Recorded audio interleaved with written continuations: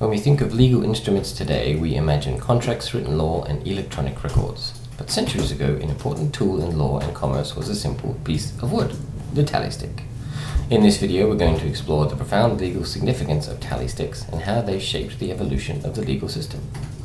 Tally sticks were notched wooden sticks used to record transactions, obligations, or debts. Each notch on the stick represented a specific amount. The sticks were then split, with each party holding one half as proof of the agreement. The matching halves, called the stock and the counterstock, could be rejoined to verify the legitimacy of the transaction. These were the earliest forms of a legal instrument. Before widespread literacy and written contracts, tally sticks allowed parties to securely record agreements. The split design made it impossible for one party to alter the record without the other knowing. In this way, tally sticks were an early precursor to modern contracts and receipts. In medieval England, tally sticks played a particularly important role in government finance and law. The exchequer, or the medieval treasury, used tally sticks to track taxes owed to the crown. Citizens would pay their taxes, and the split in the tally stick served as both a receipt and a legal record. This method was widely trusted for centuries, offering both clarity and protection against fraud.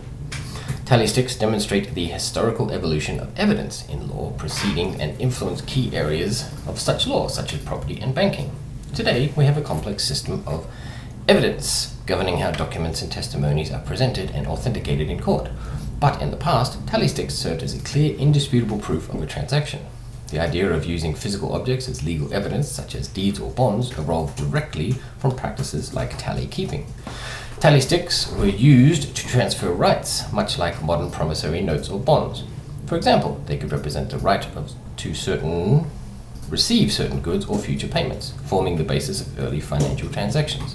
The concept of negotiability, or transferring an obligation from one person to another, has its roots in these practices. Interestingly, the end of the tally stick system in the 19th century marked a legal turning point when the British government decided, through an administrative decision, to burn the old tally sticks.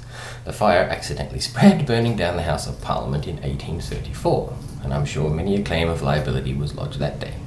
In conclusion, the humble tally stick offers remarkable insight into the development of the legal system, from contract law to evidence, from financial transactions to government accountability. These notched sticks laid the foundation for many legal concepts we rely on today. While we no longer use wooden sticks to track debts or the principle they embodied are still very much alive today. Consider how blockchain technology, for example, mirrors the tally stick function by creating an immutable, transferable ledger for digital transactions, just like tally sticks. Blockchains ensure that once a transaction is recorded, it cannot be altered without everyone involved being aware, creating trust and security.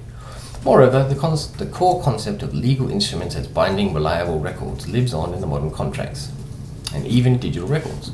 Whether it's through paper contracts, e-signatures, or digital receipts, the goal remains the same: to provide verifiable evidence that protects the rights of all parties involved. Thank you. Bye.